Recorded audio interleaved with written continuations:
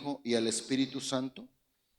El sexto mes el ángel Gabriel fue enviado por Dios a una ciudad de Galilea llamada Nazaret, a una virgen desposada con un varón que se llamaba José, de la casa de David.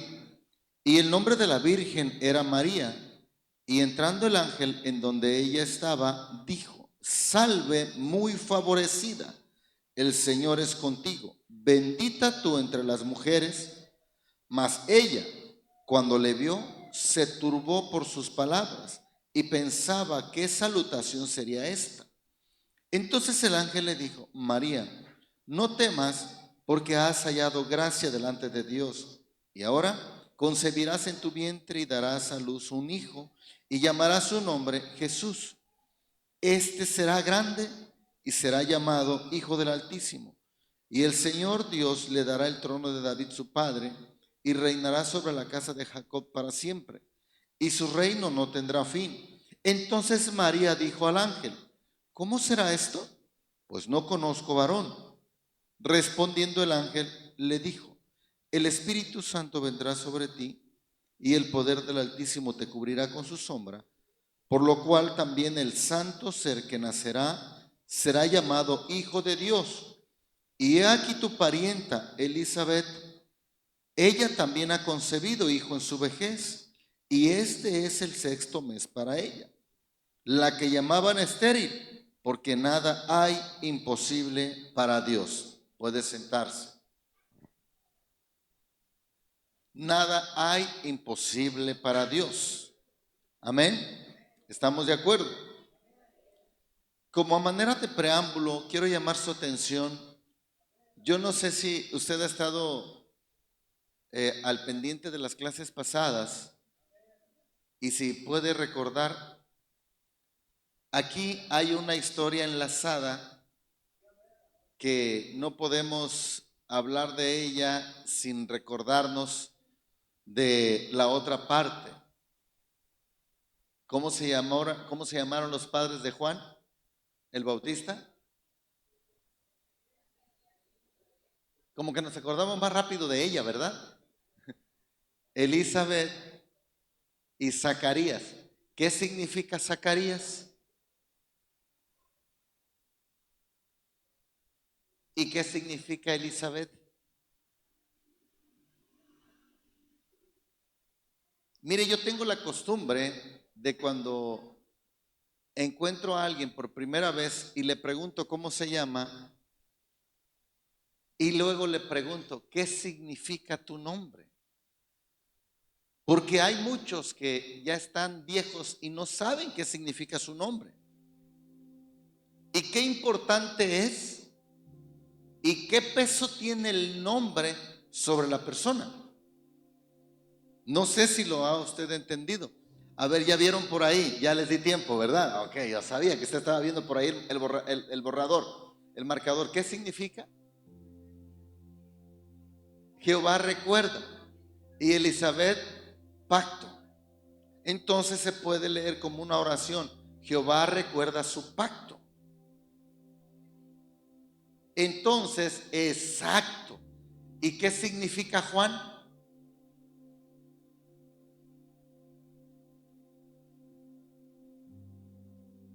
Y si usted analiza toda la historia de la Biblia, los nombres tienen un porqué, una causa, un origen. ¿Sí me explico? Yo sé que ustedes han leído mucho la Biblia y quiero meter su cerebro en esa línea. Qué importante es. Yo me acuerdo de una familia que era muy tradicional. Las mujeres, todas las mujeres en esa casa eran de primer nombre Marías. Y me llamó la atención eso, y eso tiene muchísimos años. Yo era un niño, adolescente, no recuerdo más o menos la edad. Y yo me llamó esa la atención, pero era una familia que venía de la religión católica. Ellos se convirtieron. Y las mujeres tenían ese dato como curioso. Todas eran Marías, Marías, Marías, Marías, Marías.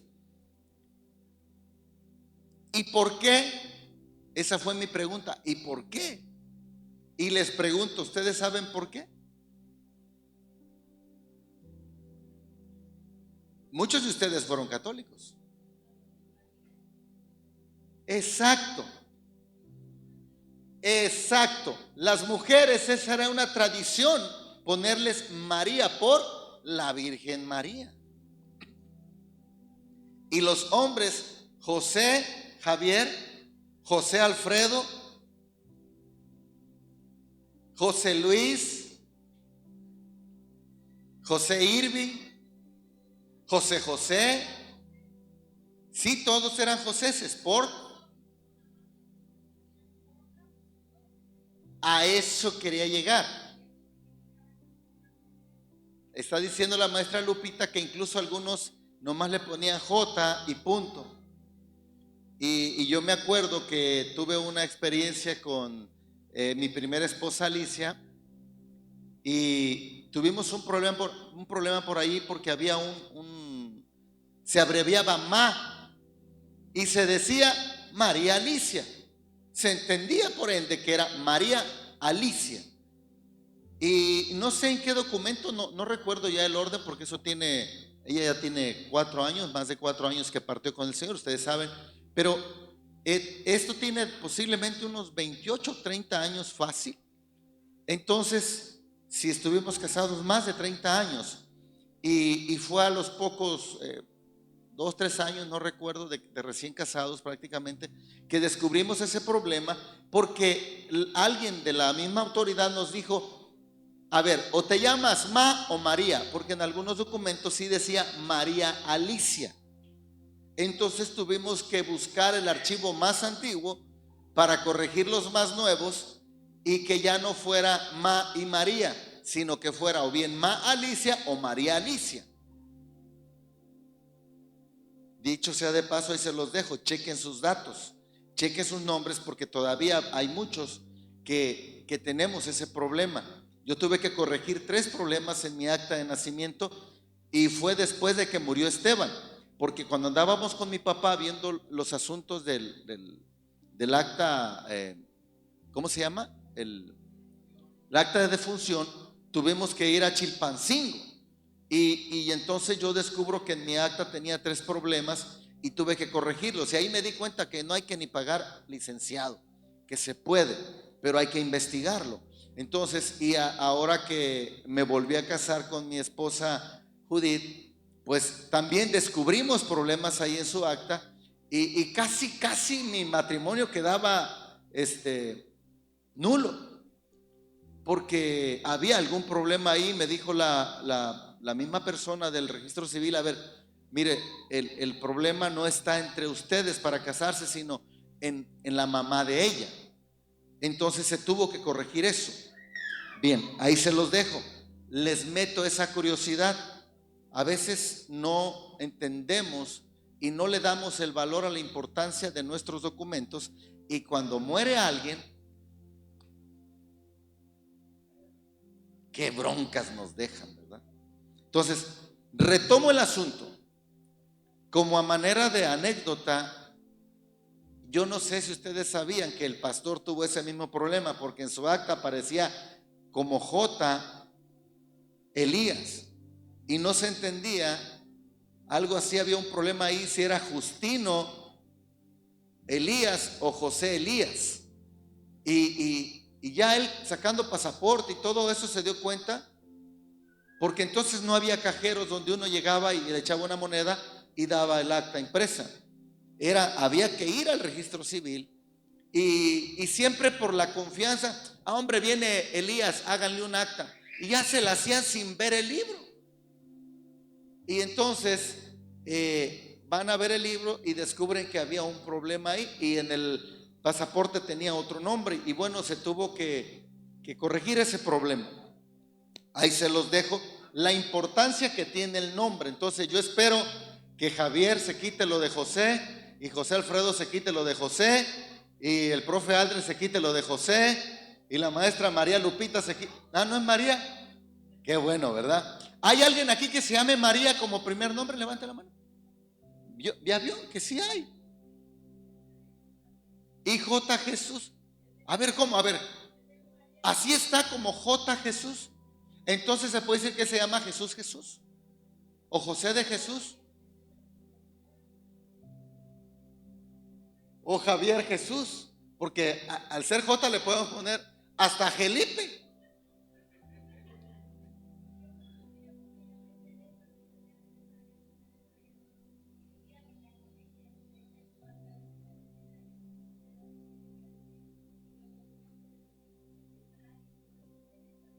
Mire, la hermana nos está compartiendo que ella todo el tiempo Teresa de Jesús, Teresa de Jesús, Teresa de Jesús, y por curiosidad fue al acta y está como Teresita.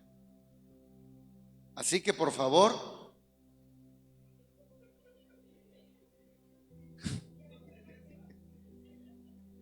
ya usted me entendió, ¿verdad? No quiero que le digan hermana Tere, ¿cómo está? Dígale hermana Teresita. A ver, a usted ¿cómo le gustaría que le digan? ¿Cómo se llama o cómo no se llama? Bueno, pero que le digan cómo se llama. ¿Cómo se llama?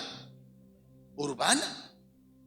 Pero nosotros le decimos de cariño Urbanita. Ajá, sí, dígame, hermana.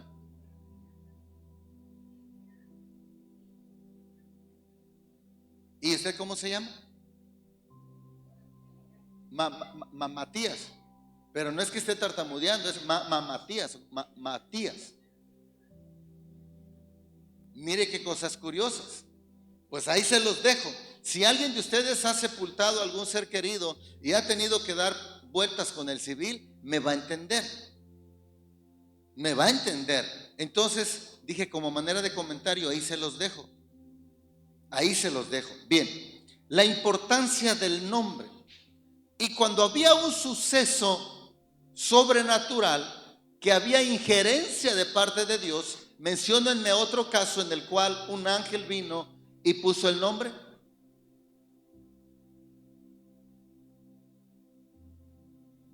Sansón, Juan el Bautista, bueno, ese sí es lo que acabamos de mencionar. Sí, en ese estamos hoy.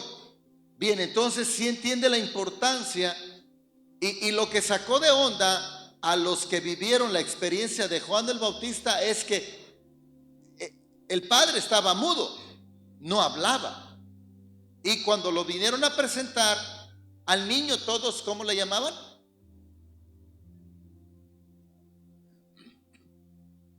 ¿Cómo le llamaban a Juan el Bautista hasta antes antes de presentarlo? Como el papá. Y cuando le preguntaron a la única que hablaba, que era la mamá, Elizabeth, le dijeron, ¿cómo se va a llamar? No, pues se llama Juan. Pero es que no hay ningún Juan en la familia, como que a ver, estás mal. Pero había habido un señalamiento directo de parte de Dios que se llamaría Juan. Y a señas le preguntan al padre y el padre dice, a ver, préstenme. Y justo cuando está escribiendo, él se suelta su lengua y dice, se llama Juan. Juan significa ¿qué? Gracioso o gracia. Gracia. Yo quiero que usted, ayer precisamente vi un grupo de unas familias de cristianos y un niñito bien inquieto, por cierto, y voy y lo agarro y pregunto, el niño apenas corría, caminaba un poco y le pregunto, ¿cómo te llamas? Y el niño nomás se me quedaba viendo y me dijeron el nombre, pero un nombre que la verdad yo nunca había oído. Y me llamó la atención y le digo a la mamá, que le digo, ¿de quién es ese niño? Y me dice una hermana, es mi nieto. Le digo, sí, pero ¿de quién es? ¿Por qué se llama así? ¿Cómo? ¿Por qué le pusieron así? Hermano, no sé, dice. Y la mamá ahí estaba atrás, entonces la muchacha estaba joven y le digo, ¿qué significa el nombre? Dice, no sé. ¿Quién le puso el nombre? ¿Pero qué significa? No lo sé. Tengo la experiencia de una familia precisamente de la montaña que hace años recuerdo cuando escuché el nombre Iraíz. Suena muy bonito. Y entonces yo pregunté por qué se llama Iraíz. Vivía el papá y recuerdo, ellos no eran cristianos, que él no quería a esa hija, no la quería, y siempre tuvo pleitos con la esposa para que abortara, pero ella tampoco quería abortar. Y la niña al nacer, dicen que dijo el papá: tú te vas a llamar Iraíz, porque toda mi ira está ahí. Entonces, por eso le puso Iraíz, hija de la ira, o ira, pues. ¿Cómo se llamaba Pedro?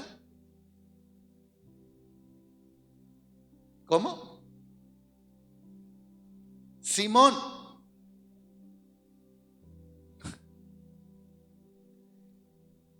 ¿Y si entiende entonces la importancia del nombre? Bien. No, yo quiero que usted piense en su nombre. Mire, mi nombre correcto debería de haber sido Arán Edut, pero por problema de la secretaria no sé qué pasó, porque yo no me acuerdo. Le miento si le digo qué pasó, porque no me acuerdo. Nomás quedé como Edut y está mal escrito, y así quedó.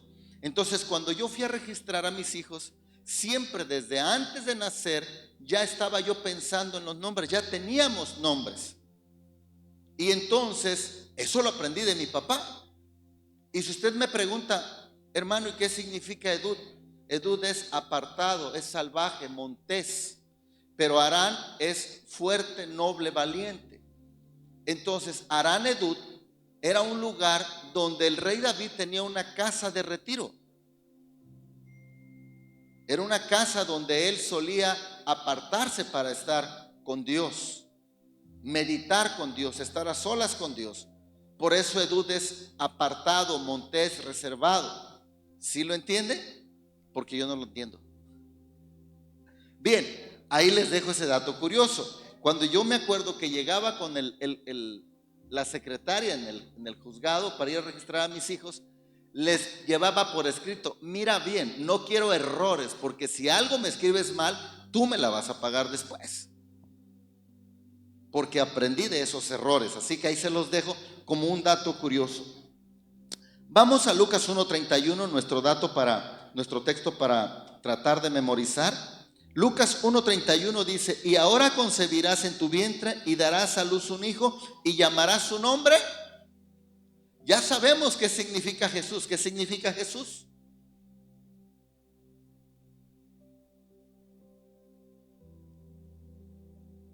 Me espantó. Salvador. Josué es en otro idioma, otra fuente, pero es el equivalente a lo mismo. Jesús y Josué es Salvador.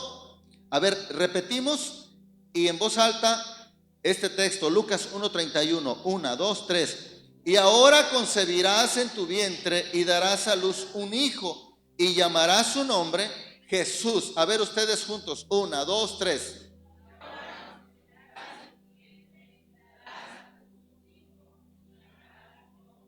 Jesús.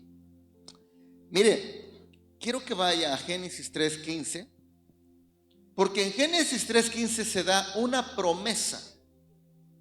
Usted se acuerda de esta historia, cómo la caída del hombre se dio, y desde allí, desde ese momento que vino la caída del hombre, Dios anuncia de una línea, una salida, una fuente de salvación para el hombre, porque el hombre sería eternamente perdido. ¿Cómo se llamó el tema que predicó Elías el domingo pasado? ¿Alguien se acuerda? ¿Qué estás dejando? ¿Bendición o maldición? Y nosotros, por herencia de Adán, traíamos ¿qué? Maldición. Entonces, desde este momento, Dios establece una promesa con el hombre de un pacto de salvación, como dice Génesis 3:15: y pondré enemistad entre ti y la mujer, y entre tu simiente y la simiente suya. Esta te herirá en la cabeza y tú le herirás en el calcañal. Aquí había una sentencia contra Satanás: no vas a lograr tu propósito, porque se levantará uno, vendrá uno que te aplastará la cabeza, miserable. Y ese era Jesús, el hijo de María, y hablando humanamente, el hijo de María y José. Por eso precisamente los israelitas o los hebreos no lo aceptaban, porque de acuerdo a su línea, Jesús debe de nacer con pompa, porque es el rey del universo. Dicho sea de paso, ¿por qué creen que Mateo da un árbol genealógico de Jesús? ¿Hacia quién está dirigido Mateo? ¿Hacia quién? Yo me acuerdo que ya se los he dicho, y hasta les he dicho, anote ahí en Mateo. Ya les he dicho de Mateo, Marcos, Lucas y Juan, porque cada libro está dirigido a diferente.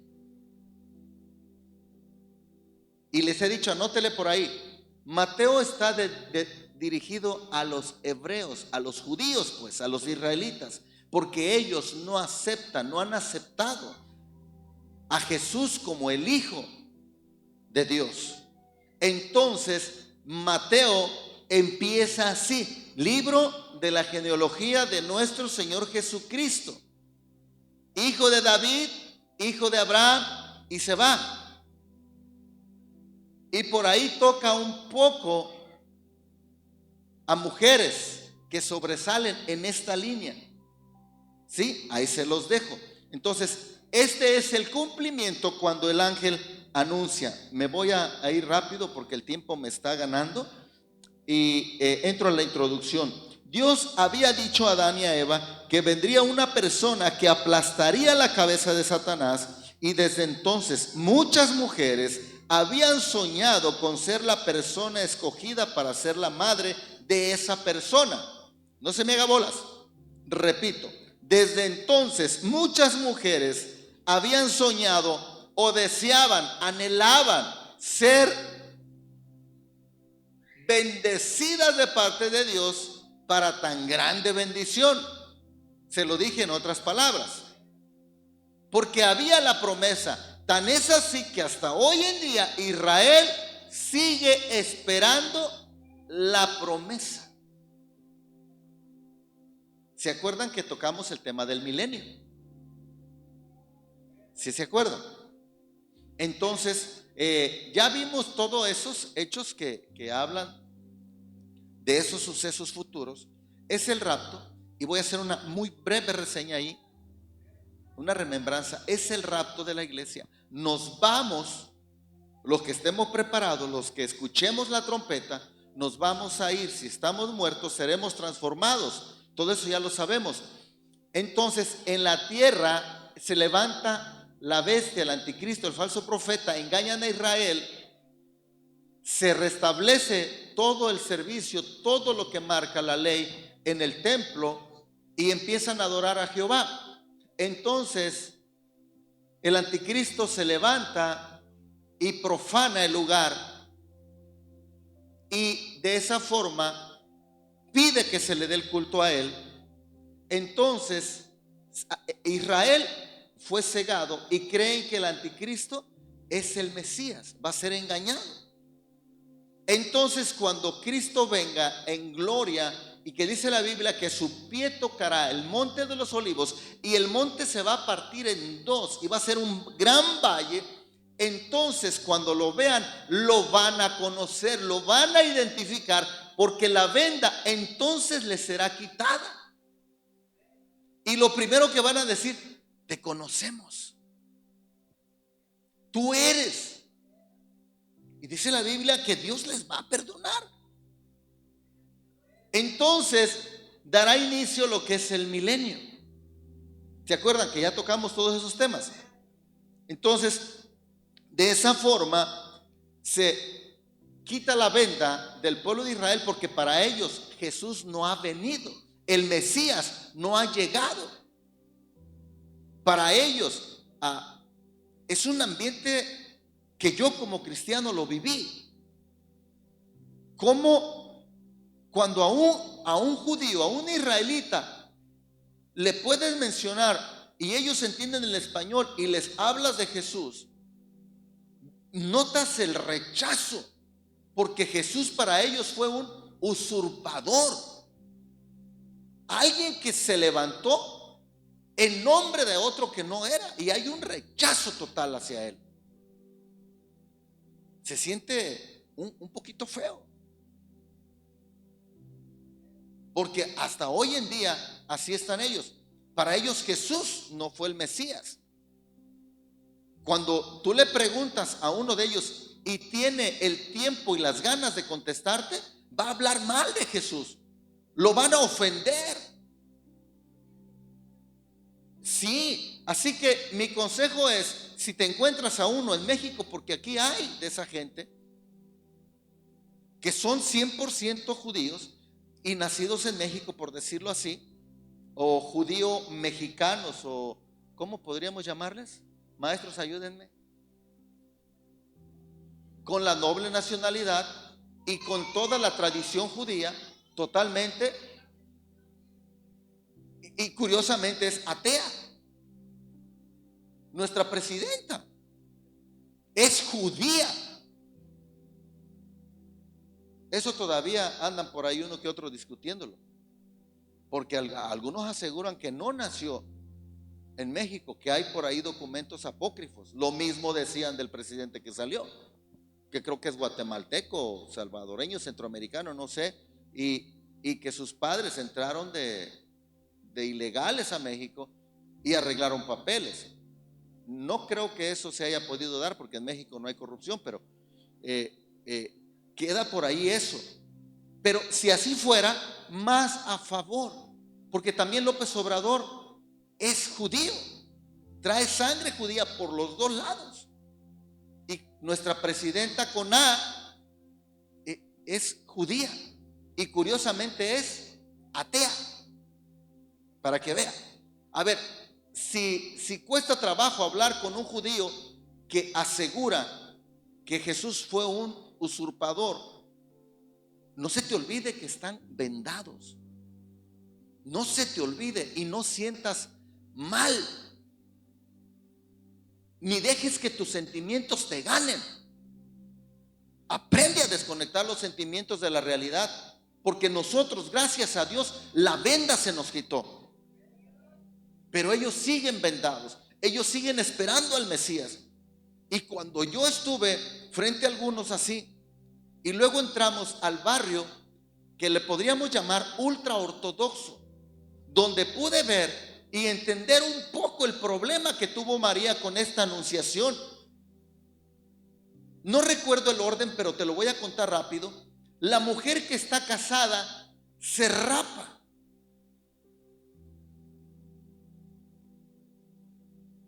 Y el guía que iba con nosotros en el autobús nos podía decir, ahí no pudimos bajarnos. Simplemente se le ordenó al conductor del autobús que fuera despacio, despacio.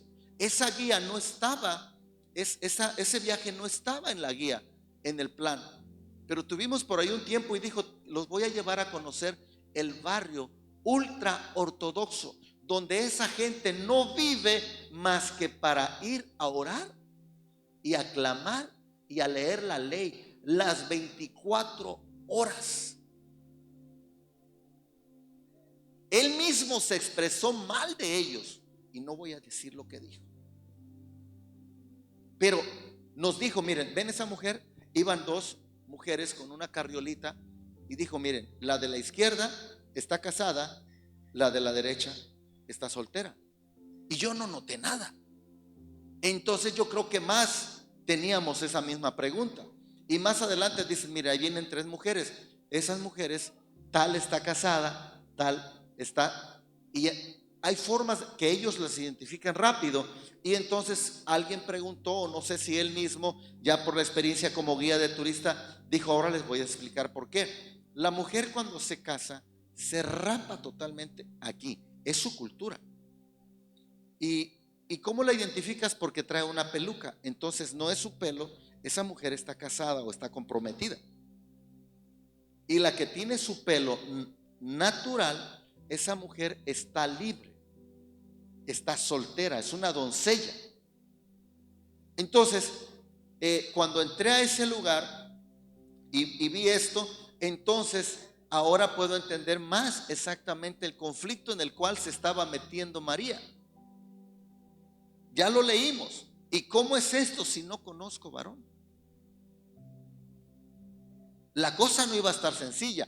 Es cierto que desde cuando vino la promesa había muchas mujeres que deseaban. Y te voy a decir una cosa, si tú lees un poco a Flavio Josefo, te vas a dar cuenta, porque Flavio Josefo creo que es el único historiador de los tiempos de Jesús que dejó por ahí escritos. Y la gente sabía los tiempos y se corría el rumor de los tiempos. Así que entre muchas mujeres que realmente eran doncellas, había el anhelo en su corazón: ¿cómo quisiera ser yo? ¿Cómo quisiera ser yo? Yo quisiera ser bendecida de parte de Dios, ser el vaso para que el Mesías nazca, que se cumpla esa promesa. Entonces, había por ahí en muchas mujeres ese deseo para ser la madre de esta persona, o la madre del Mesías, pero no tenían mucha información en cuanto a cómo nacería o cuándo nacería. Bien, me voy al desarrollo. Punto número 1, la visión de María. Cuando la joven María, que en hebreo es Miriam y que significa rebelde, hacía sus labores normales en la norteña ciudad de Nazaret, tiene una visión sorprendente, pues el ángel Gabriel, quien ya había hablado al sacerdote Zacarías, vino a ella y le da una noticia muy importante y sorprendente. Esta noticia incluye lo siguiente que está en Lucas 1:26 al 33. Si quieres tener la Biblia abierta ahí para que vayas viendo los puntos, es bueno. Punto número 1:1. Bendita tú entre las mujeres. Ya el ángel le había dicho: muy favorecida. 2. Has hallado gracia delante del Señor. Gracia significa regalo no merecido. ¿Ok? ¿Qué significa misericordia? Se las cambié, no. ¿Qué significa misericordia? Los cristianos no deberíamos de desconocer esto. ¿Qué significa misericordia por acá? Misericordia es no recibir lo que merecemos recibir en cuanto a castigo por nuestros pecados. Y gracia es recibir lo que no merecemos recibir en bondad. ¿Ok? Bien, entonces, gracia es un regalo no merecido. También Noé halló gracia ante los ojos de Dios. Génesis 6:8. Jehová dio gracia a José cuando estaba en la cárcel. Génesis 39:21. Moisés halló gracia en los ojos de Dios. Éxodo 33:17. Dios puso a Daniel en gracia ante los jefes de los eunucos. Esto lo vemos en Daniel 1:9. Dios promete amar a Israel de pura gracia. Mire, cuando usted se pone a ver a Israel y su historia, usted puede llegar y decir: Señor, ¿y qué viste en Israel? ¿Por qué lo escogiste como tu nación? Y usted puede ver en la historia universal cuántas civilizaciones desaparecieron. Las más nombradas, menciónenme una.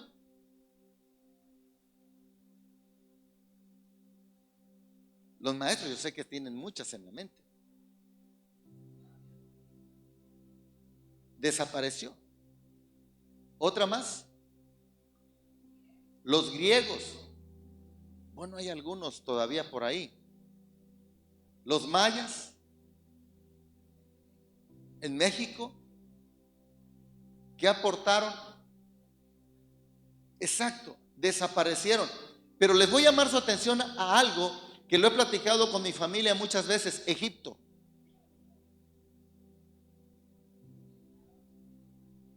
A ver, no han desaparecido. ¿No es curioso por qué?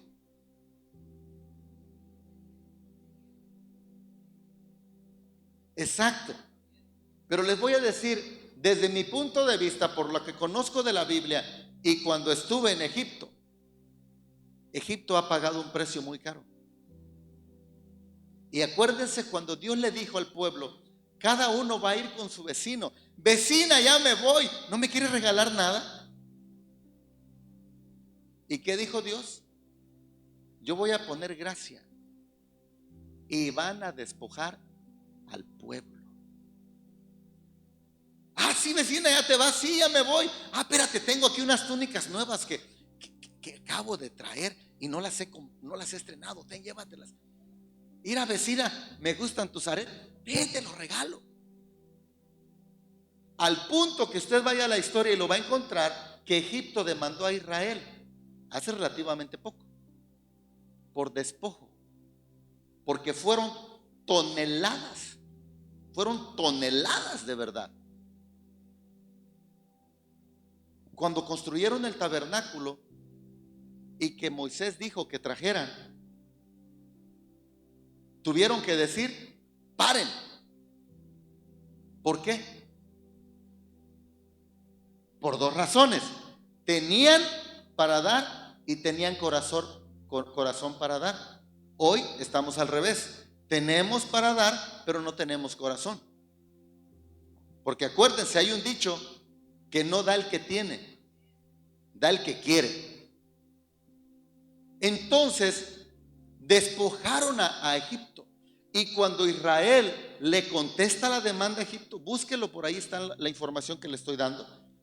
Dijeron, ok, te vamos a pagar todo, pero tú nos pagas las vidas caídas, nos pagas los salarios que no nos diste, nos vas a pagar el vivir sin seguro, nos vas a pagar los accidentes de trabajo, nos vas a pagar las horas extras. Y le empezaron a echar cuentas y dicen que ahí dijeron a Egipto, mira, ahí párale, mejor somos amigos. Y tan es así que ahorita en este conflicto Egipto ha tratado de no meterse mucho con Israel. ¿Por qué crees que no se mete? Porque ya Egipto probó la ira de Dios y dice, no, tranquilos. Yo me imagino que en el parlamento, en los diputados o senadores, no sé cómo se le llame a su gobierno, discuten el asunto. Y más de uno se da a parar, señores, ahí está la historia. ¿Quién de ustedes se quiere meter con Israel? No nos conviene. Váyase y vea la Guerra Fría. ¿En cuántos días Israel les ganó las batallas? Exactamente. ¿Y contra cuántas naciones? Y una de ellas era Egipto. Se les había olvidado y vino Dios y les refrescó la memoria.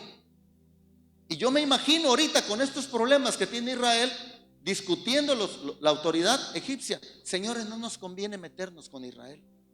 Cada vez que nos hemos metido, nos ha ido mal. Ahí se los dejo. Oseas 14:1. Dios promete amar a Israel por pura gracia. Y es la gracia de Dios lo único que pudo amar a Israel. Porque no había nada bueno en Abraham. Analízalo. Dime qué tienes tú y yo de bueno para que Dios nos ame y merecer su amor. Hermano Pedro,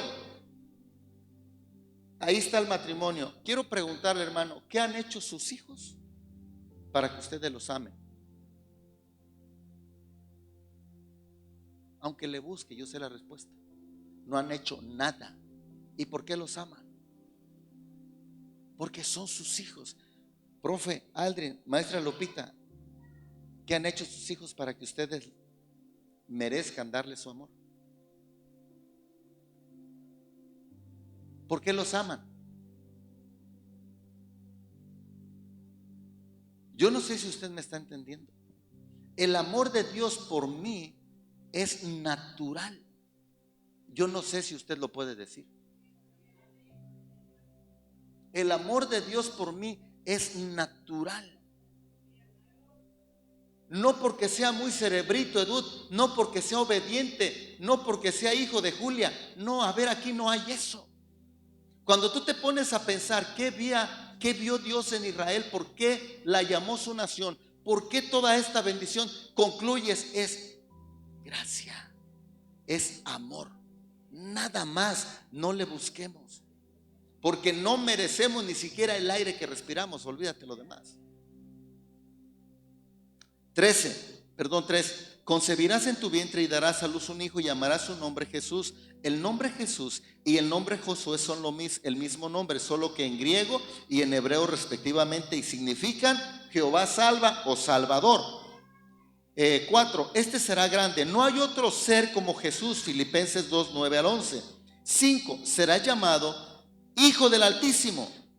Él siempre dijo que Dios era su Padre. O sea, Jesús siempre dijo de Dios mi Padre, de Jehová. 6. El Señor Dios le dará el trono de David su padre. Esto es aún una profecía por cumplirse.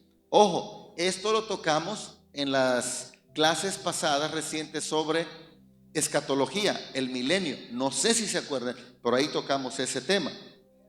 7. Reinará sobre la casa de Jacob para siempre. 8. Su reino no tendrá fin. Esto lo vemos en Hechos 1:6. Sin duda que todas estas cosas que el ángel Gabriel dijo a la Virgen María eran muy sorprendentes para la joven, quien era pura y nunca había tenido relaciones sexuales con hombre alguno, aunque ella era una muchacha desposada. ¿Sí entiende el término desposada? Estaba comprometida, pedida. A lo mejor algunas a la antigua sí lo entienden, porque hoy ya no se da eso entre la juventud. Hoy hay mucha fornicación. Hay mucha fornicación. El desposorio era un estado en el cual un hombre y una mujer estaban comprometidos a contraer matrimonio. Este estado era muy serio, pues se había hecho en presencia de testigos y era un contrato que no podía disolverse. La mujer ya no tenía ninguna libertad de ver ni hablar con ningún hombre sin el consentimiento de su futuro marido. En algunos casos, el futuro marido ya era responsable del mantenimiento de su futura esposa. Eso no lo entendemos nosotros porque no lo acostumbramos a hacer. Pero yo me acuerdo que sí, es a lo mejor ya muy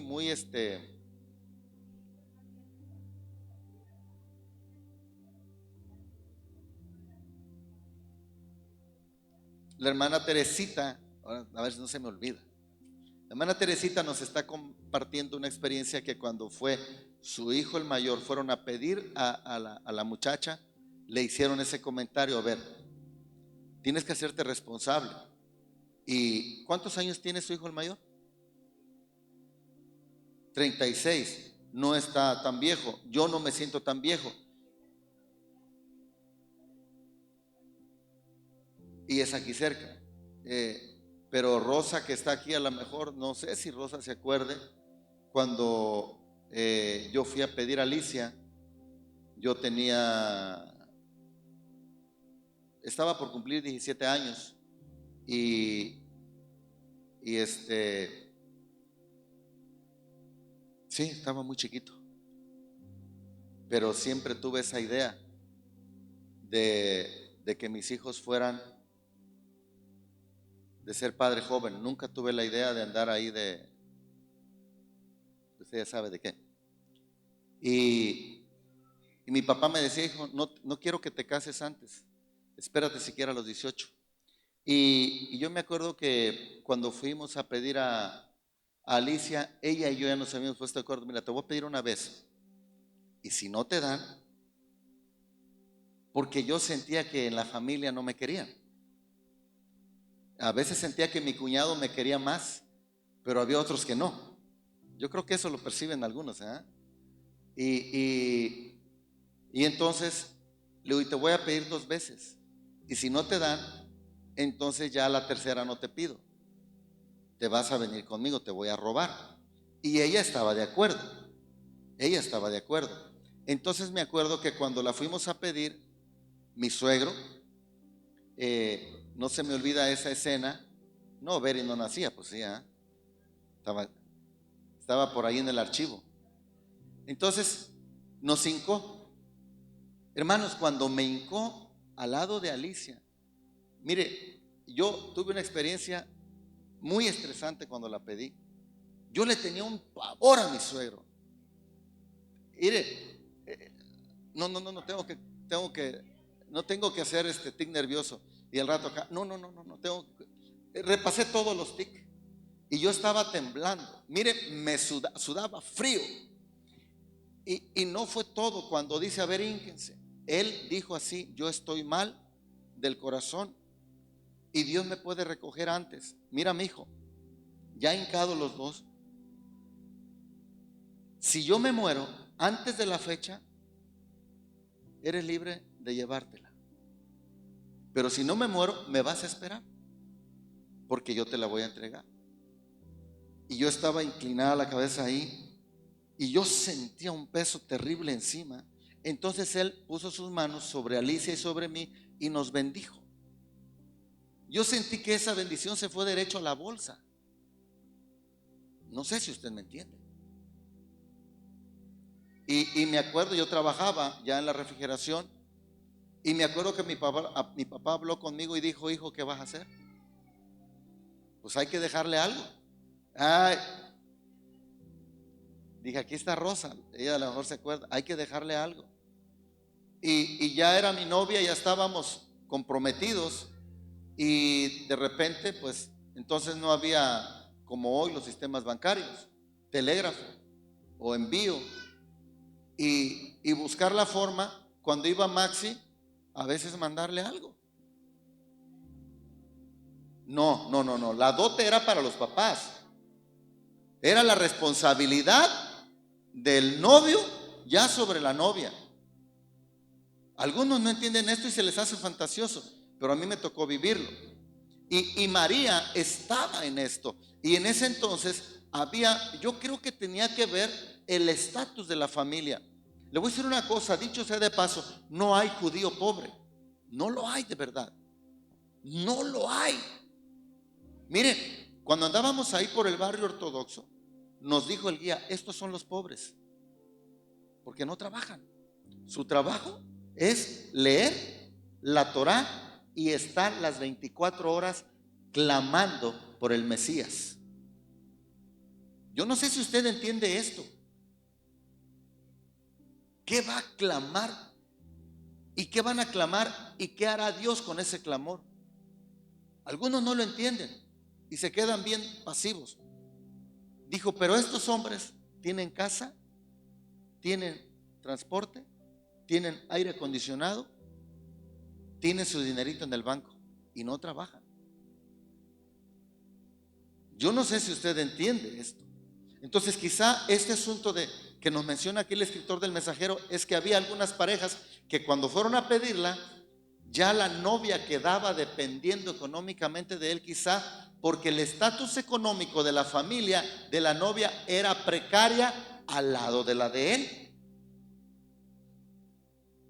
Bueno, pues se lo voy a decir para que usted lo entienda, era una familia pobre. Pero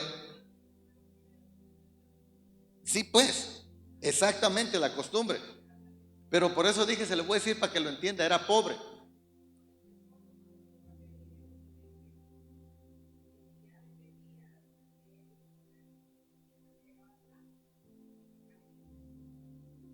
Oiga, ¿todavía algunos dudan que somos de sangre judía? ¿Sí notan que tenemos muchas similitudes en costumbres?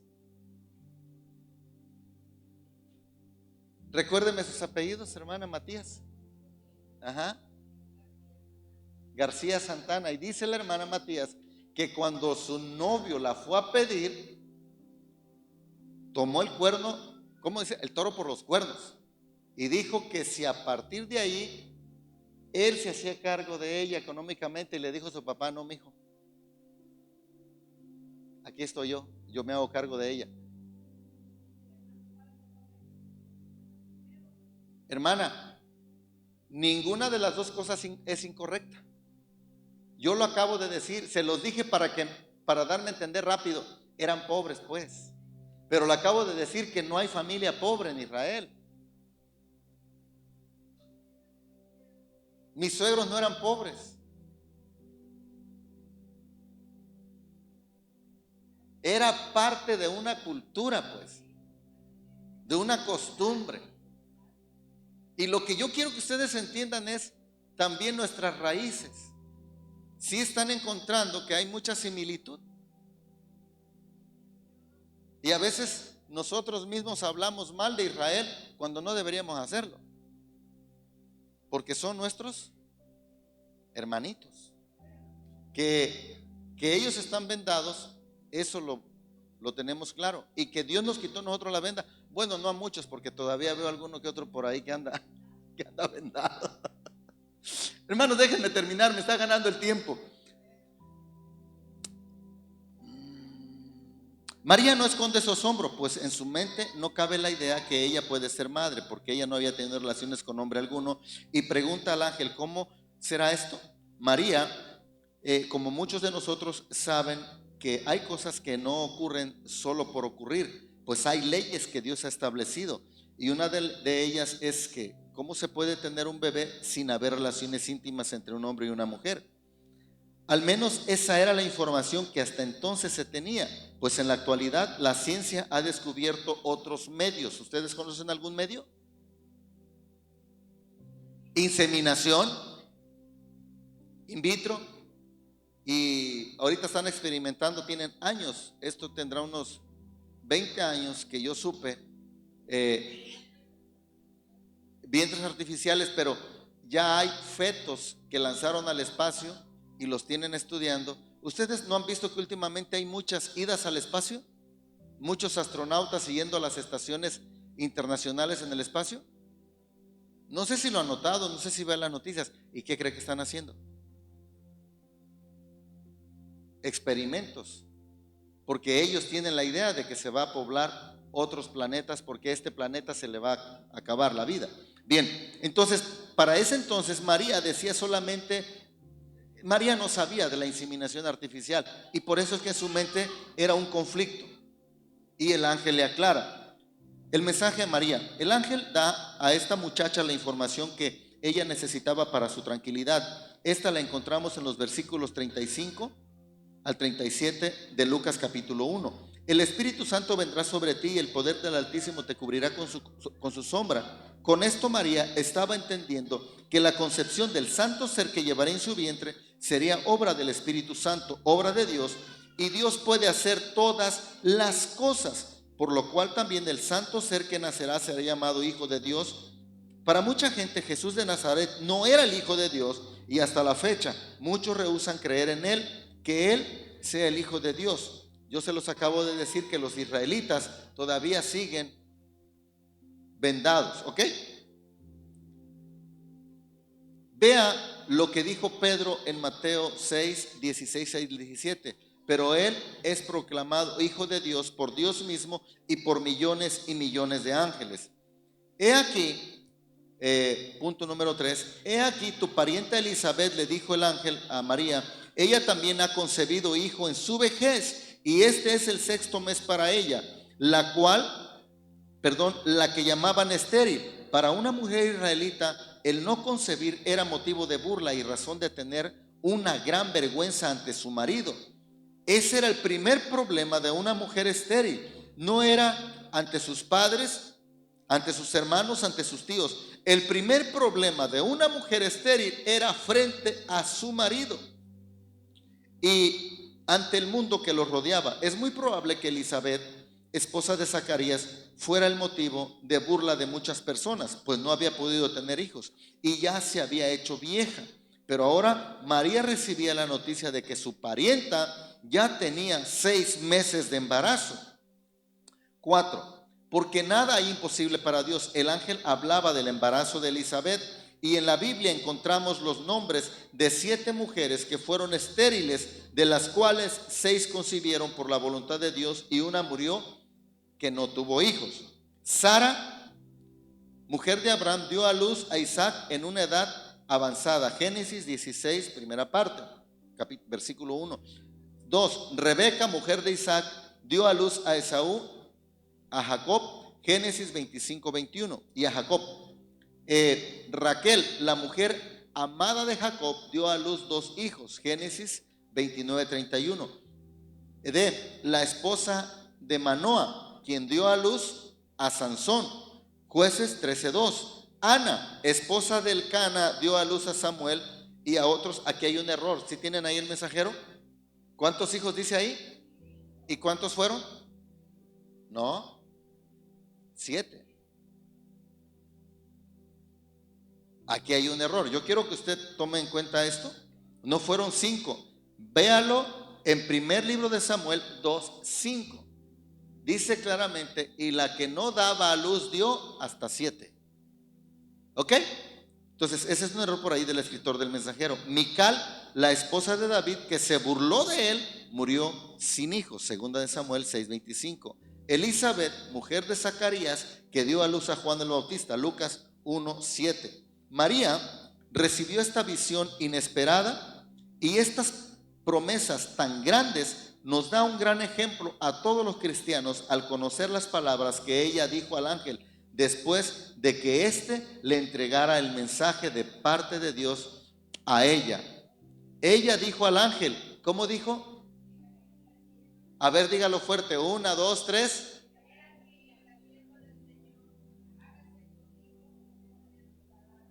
Había una, en esta promesa, había una promesa que iba a causar mucho dolor. Una espada traspasará tu corazón. ¿Qué haría usted que está pidiendo a Dios algo? Y viene el ángel, viene Dios y le dice, te lo voy a dar, pero vas a llorar. ¿Usted qué haría? Señor, no lo quiero.